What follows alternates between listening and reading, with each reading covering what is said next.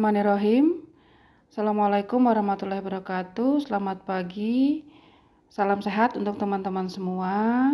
Pada hari ini Ibu Andayani akan menjelaskan mengenai hubungan antara ilmu psikologi dan ilmu kesejahteraan sosial, bagaimana perbedaan masing-masing keilmuan tersebut, dan bagaimana pentingnya psikologi bagi ilmu kesejahteraan sosial.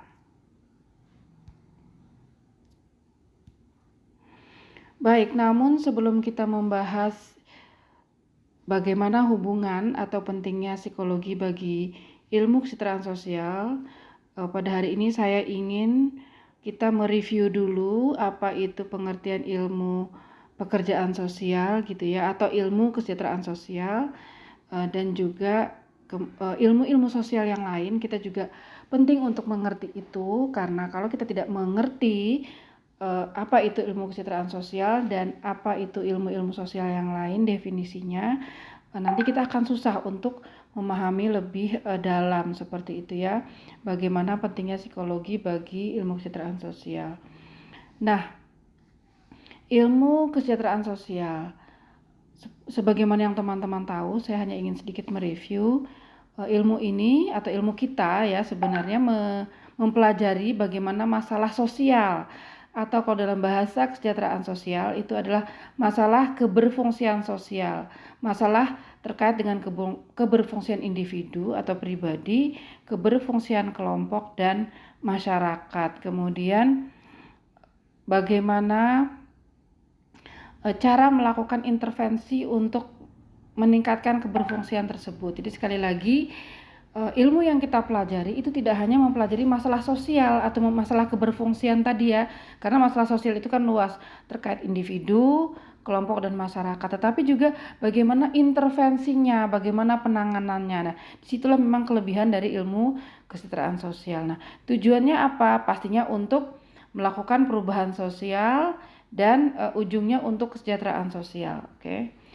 Baik, kemudian apa sih ilmu pekerjaan sosial itu? Kedudukannya seperti apa? Pastinya merupakan ilmu sosial ya. Jadi ilmu sosial itu banyak. Nah, salah satunya ilmu kesejahteraan sosial. Dan merupakan ilmu terapan. Apa artinya ilmu terapan? Artinya ilmu yang bukan hanya teori-teori ya.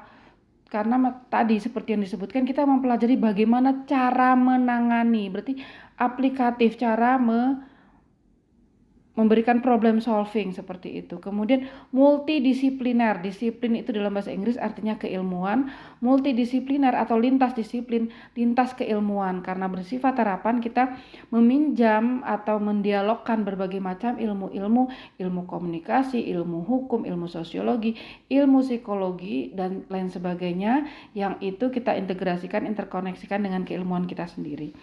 Nah, kemudian sangat terkait dengan ilmu sosial lainnya pastinya ya, karena pastinya kita tadi terkait dengan multidisipliner. Kemudian kita adalah caring profesional. Jadi bukan hanya ilmu yang egois gitu ya, tetapi ilmu kita itu memperhatikan manusia ya, caring. Jadi bisa juga disebut sebagai ilmu humanitarian atau ilmu yang berbasis pada kemanusiaan, karena ilmu kita itu tujuannya adalah memberi pertolongan. Baik, seperti itu. Kemudian, nah, apa itu ilmu sosial? Pastinya teman-teman tahu ya, ilmu sosial itu beda dengan ilmu eksak atau ilmu sains. Kalau ilmu sosial itu yang dipelajari itu gejala sosial, fenomena sosial, perilaku-perilaku, kejadian-kejadian manusia dan masyarakat ya. Dan lebih bersifat kualitatif. Maksudnya apa? Sulit diukur secara rigid, unpredictable, dan tidak mudah dikontrol. Beda dengan matematika. Kalau matematika misalnya teman-teman diberi soal 5 ditambah 10 ya pasti jawabannya 15. Kalau teman-teman menjawab 14 walaupun cuma beda 1 tetap aja salah, dikasih 0. Nah, beda ketika teman-teman mempelajari ilmu kesejahteraan sosial. Tidak ada jawaban yang 100% harus seperti itu ya kalau kita memberi soal, karena memang yang namanya perilaku manusia itu kan unpredictable dan unik, berbeda-beda antara satu individu dengan individu lain. Jadi ketika kita ditanyakan teori satu, bagaimana aplikasinya di dalam individu tertentu, masyarakat tertentu, itu bisa bermacam-macam gitu ya. Misalnya ketika teman-teman disuruh menjawab apa itu demokrasi, pasti jawabannya nanti bervariasi dan tidak bisa dikatakan ketika ada jawaban yang berbeda itu salah, karena itulah ilmu sosial tadi. Karena khususnya ketika kita membicarakan perilaku manusia itu akan beragam, akan unik, dan akan ada 1001 penjelasan dan bahkan lebih. Misalnya ya, ketika kita ada teori bahwa misalnya mengenai kecenderungan bunuh diri. Nah, kecenderungan bunuh diri itu bisa bermacam-macam, yang bisa jadi bukan hanya orang yang dalam tanda petik menurut kita wow kasusnya gitu ya, misalnya dia mengalami kekerasan, segala macam bentuk kekerasan, mengalami berbagai penganiayaan, pelecehan. Tidak harus seperti itu. Ada orang yang bunuh diri itu dalam tanda petik hanya karena diputus pacar misalnya ya. Padahal bagi orang lain diputus pacar itu sesuatu yang mungkin tidak akan menyebabkan bunuh diri, ketawa-ketawa, atau mungkin bahkan misalnya bisa apa ya, bisa tetap happy misalnya seperti itu. Jadi orang sangat unik nanti penjelasannya. Nah, jadi sulit untuk diukur secara rigid ya, tidak bisa kita katakan bahwa perilaku bunuh diri itu karena bla bla bla bla bla. Itu nanti akan banyak, mungkin berbagai berbagai budaya, berbagai konteks, agama, umur, jenis kelamin dan sebagainya itu akan mempengaruhi. Kemudian tidak mudah dikontrol, yaitu perilaku manusia, masyarakat itu tidak mudah dikontrol. Misalnya kita ingin meneliti, terus misalnya kalau orang eksak itu kan mereka punya teori ya, dan ketika diteliti dimanapun akan seperti itu. Misalnya air ketika dipanaskan di atas api 100 derajat pasti mendidih. Dilakukan penelitian di tempat lain, di tempat A, di tempat B, di negara yang 4 musim, 2 musim, negara tropis dan lain sebagainya. Hasilnya akan seperti itu. Karena tadi yang namanya gejala alamiah itu lebih bisa dikontrol. Tapi kalau manusia tidak bisa. Ketika tadi kita meneliti mengenai kecenderungan bunuh diri, motivasi belajar itu nanti akan berbeda-beda. Kita tidak bisa mengontrol itu ya. Nah, jadi ketika kita ingin meneliti itu pasti nanti jawabannya akan berbeda-beda. Baik, kemudian bersifat terapan tadi bukan ilmu murni yang teoritis dan sangat aplikatif. Itulah ilmu kita ya. Jadi ilmu yang sangat bersifat aplikatif, karena kita sekali lagi bukan hanya bukan hanya mempelajari apa itu masalah sosial, masalah pribadi ya, teori-teori, tetapi bagaimana cara menangani, bagaimana intervensinya, baik intervensi mikro, meso dan makro. Kemudian multidisiplin tadi ya, meminjam dari ilmu-ilmu sosial lainnya, sangat erat dengan ilmu-ilmu sosial lainnya, bagian dari keilmuan sosial secara luas, dan merupakan tadi profesi yang ingin memberikan pertolongan. Karena ingin memberikan pertolongan pastinya perlu pertolongan yang komprehensif, yang menyeluruh. Tidak bisa ketika kita menolong orang hanya pada satu aspek, karena manusia itu aspek-aspeknya sangat berkaitan. Kita membicarakan psikologis seseorang, kondisi psikologis sangat dipengaruhi oleh kondisi ekonomi gitu kan. Kondisi psikologis sangat dipengaruhi oleh fisik. Contohnya kalau kita sakit gigi, yang sakit gigi kita, tapi kita juga cepat marah gitu kan. Kalau ada orang teriak-teriak di samping kamar kos misalnya ya, kita lagi pusing, itu kita akan merasa kesal, akan cepat marah, darah tinggi misalnya gitu. Baik, kemudian apa itu sosiologi ya? Kalau sosiologi itu ilmu mengenai perilaku sosial manusia, khususnya mengenai asal-usul, organisasi, institusi, dan perkembangan masyarakat manusia.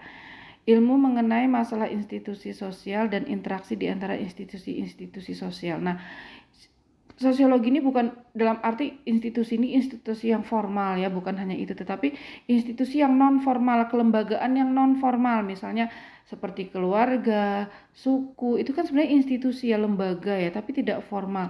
Dalam arti di situ ada dikatakan institusi karena terdiri dari sekumpulan orang-orang, ada aturan, ada struktur di dalamnya ya, walaupun tidak secara formal. Di keluarga kan juga seperti itu, ada kepala keluarga, ada pendamping, misalnya ada anak, itu kan sebenarnya ada struktur, ada relasi kekuasaan di dalamnya. Baik, kemudian apa itu psikologi? Psikologi adalah ilmu mengenai proses mental dan perilaku manusia. Jadi ilmu yang terkait dengan pribadi yang di dalam diri manusia ya. Jadi proses-proses mental yang terjadi di dalam pikiran dan bagaimana perilaku itu. Ilmu mengenai kepribadian manusia. Kenapa disebut sebagai ilmu yang terkait dengan kepribadian? manusia, karena memang ilmu ini mempelajari bagaimana sifat-sifat manusia itu terbentuk, kenapa manusia berperilaku A, kenapa berperilaku B gitu. Jadi memang lebih fokus pada kepribadian manusia. Kemudian psikiatri. Nah, teman-teman saya yakin pernah mendengar psikiatri ilmunya ya, atau psikiater. Psikiater itu ilmu mengenai diagnosis, treatment, dan prevensi penyakit kejiwaan.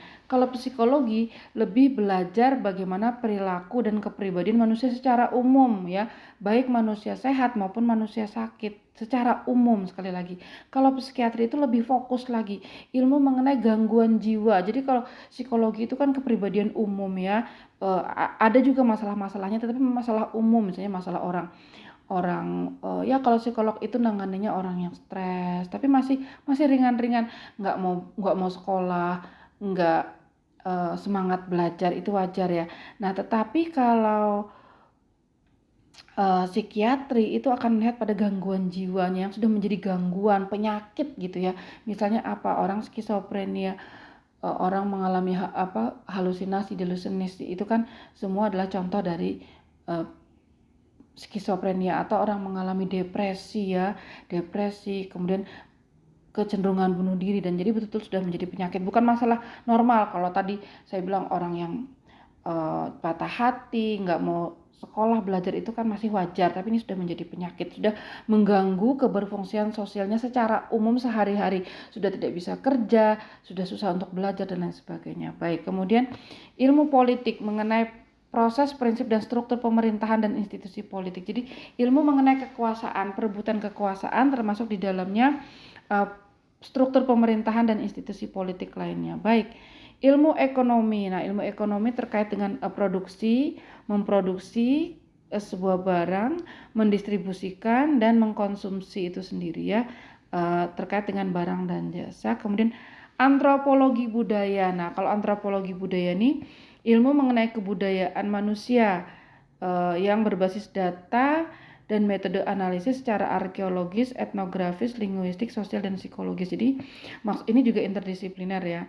Nah, jadi kalau sosiologi tadi ilmu mengenai masyarakat dan institusi sosial secara umum, kalau antropologi ini lebih fokus kepada budayanya, kepada artefak-artefaknya, peninggalan-peninggalan budaya ya, benda-benda, misalnya kayak rumah adat, seperti pakaian adat, tapi itu dipelajari unsur sosialnya ya. Bukan kaitannya dengan arkeologinya, tetapi unsur sosialnya, bagaimana artefak itu terkait dengan budaya-budaya ya, perilaku masyarakat dan lain sebagainya. Baik. Nah, psikologi dan kesos, apa sih persamaannya? Sama-sama mempelajari perilaku manusia. Tetapi kalau psikologi itu lebih ke ilmu yang murni ya. Maksudnya dia ya, kalau kita mau belajar psikologi ya, ilmu psikologi loh ya, bukan ilmu konseling. Ilmu psikologi itu kita hanya belajar mengenai perilaku manusia, sifat-sifat manusia, kenapa manusia seperti ini, berperilaku itu. Tidak ada belajar intervensi. Tetapi kalau pekerja sosial nanti beda. Nah, kemudian ilmu-ilmu atau teori-teorinya lebih bersifat mikro dan individu gitu kan. Memang seperti itu. Jadi lebih belajar kepada pribadi seseorang, sekali lagi ya, pemikiran, proses mental, perilaku. Kalau sosiologi tadi kan perilaku masyarakat. Nah, tapi kalau psikologi ini ketika dikaitkan dengan Peksos atau Kesos, itu memang teorinya bersifat lebih individu, dan kalaupun ada penanganan misalnya psikologi terapan gitu ya, itu nanti penanganannya lebih mikro. Sehingga psikologi itu lebih banyak menekankan pendekatan klinis, pendekatan untuk melakukan perubahan perilaku individu gitu kan. Sedangkan kaitannya dengan treatment, terapi psikologis gitu. Tetapi kalau pekerja sosial atau kesejahteraan sosial lebih memakai teori person in environment, teori bagaimana manusia itu dalam lingkungannya. Jadi bukan hanya kita ingin melakukan perubahan individu, tetapi perubahan itu ya harus di lingkungan juga. Misalnya kita mempelajari KDRT, ingin menangani KDRT, kekerasan dalam rumah tangga, seorang istri yang dipukuli suami, itu kan bukan hanya istrinya dong yang dirubah atau kita berikan konseling, tapi jangan-jangan memang laki-lakinya perilaku kekerasan, punya kecenderungan psikopat, atau memang perilaku kekerasan sejak kecil itu kan yang diterapi juga suaminya dong, bukan hanya istrinya gitu. Nah, seperti itu. Jadi pendekatan kita lebih luas memang karena melibatkan lingkungan, person in environment, orang di dalam lingkungannya. Itu beda. Kalau psikologi kan kalau orang misalnya datang ke psikolog ya orang itu aja dinasehati. Padahal kadang sumber masalah itu bukan dari klien ya, justru dari lingkungan. Kemudian hubungan psikologi dan Peksos ya. Jadi sama-sama mempelajari sifat-sifat manusia, faktor-faktor yang mempengaruhi kejiwaan manusia serta metode penanganan individu. Yang itu semua dipelajari oleh pekerja sosial ya. Nah, psikologi membutuhkan pekerja sosial karena pekerja sosial itu mampu memberi penanganan yang lebih lengkap. Ya memang psikolog itu dia lebih fokus ya, memang mereka ilmunya sangat fokus sekali mempelajari tentang personality manusia seperti apa, sangat dalam. Tapi mereka juga membutuhkan pekerja sosial karena ketika penanganan di lapangan mereka tidak menangani yang aspek sosialnya seperti itu ya, hubungan antara tadi manusia dengan lingkungannya. Dan juga karena kita indisipliner, kita nanti bisa melakukan koordinasi dengan pihak-pihak yang sebagai pekerja sosial itu kita akan banyak berhubungan dengan multidisiplin nanti ya, multi keilmuan, dengan psikiater, dengan kita nanti berhubungan dengan dokter. Nah, itulah tugasnya seorang pekerja sosial nanti. Kalau psikolog itu akan kita koordinasikan di bawah penanganan kita. Jadi kitalah yang nanti akan melakukan rujukan dan segala macam. Nah, kemudian hubungan psikiatri dan Peksos, ini saya bedakan semuanya ya. Sama-sama mempelajari masalah kesehatan mental. Kita juga belajar dalam kurikulum IKS di UIN ya. Ada mata kuliah kesehatan mental. Kita belajar walaupun hanya dasar-dasar ya, apa itu definisi kesehatan mental, macam-macam gangguan jiwa, sedikit-sedikit contoh bagaimana penanganannya gitu kan. Jadi sama-sama mempelajari kesehatan mental, tetapi kalau psikiatri itu memang sangat fokus banget dalam kuliah mereka itu belajar penyakit kejiwaan, pencegahannya, diagnosa, bagaimana treatmentnya ya. Kemudian tadi hampir sama, lebih fokus pada menekankan pendekatan klinis, perubahan atau terapi individu. Nah, kalau pekerja sosial tadi lebih menekankan pada teori person in environment. Kita mempelajari juga ilmu-ilmu psikiatri di tingkat dasar gitu ya. Tapi tadi ketika penanganan kita mempercayai bahwa penanganan itu harus mikro, meso, dan makro. Nah, bagaimana hubungannya tadi? Pekerja sosial mempelajari teori kesehatan mental, tapi tetap psikiatri itu juga membutuhkan penanganan pekerja sosial. Kemudian Peksos dan sosiologi, persamaannya sama-sama mempelajari tentang masyarakat manusia. Kita belajar ya tentang kemiskinan, itu kan sama-sama dipelajari juga dalam ilmu sosiologi misalnya.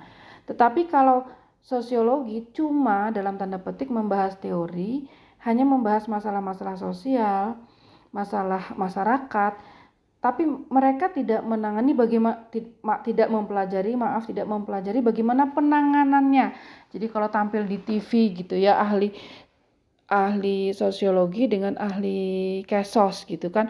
Ahli sosiologi yang ngomongin teori, oh itu kemiskinan karena faktor kultural, karena faktor struktural, jumlah kemiskinan, angka statistiknya bla bla bla bla bla bla, terjadi kenaikan dan segala macam ya, dampaknya di masyarakat. Nah, seperti itu. Jadi hanya di tataran teoretik. Tapi kalau dari ilmu kesos bukan hanya mempelajari masalahnya, penyebabnya apa, dampaknya apa, tetapi juga bisa menganalisis bagaimana penanganannya, problem solving di lapangan loh ya, bukan hanya secara teori bahwa sebaiknya ada penanganan bla bla bla, entah dilihat dari mikro, meso, makro atau penanganan dari sisi sosial, medis dan segala macam. Itu kita harus bisa menganalisis dan juga ketika di lapangan itu melakukan aplikasinya. Nah, kemudian pastinya kita membutuhkan teori-teori sosiologi ya untuk membantu masyarakat, dan sosiologi membutuhkan pekerja sosial untuk penanganan kasus yang lebih konkret dari analisis yang sudah dilakukan oleh sosiolog. Seperti itu. Baik, terima kasih teman-teman. Mohon nanti direview apa yang tadi sudah saya sampaikan ya. Assalamualaikum warahmatullahi wabarakatuh.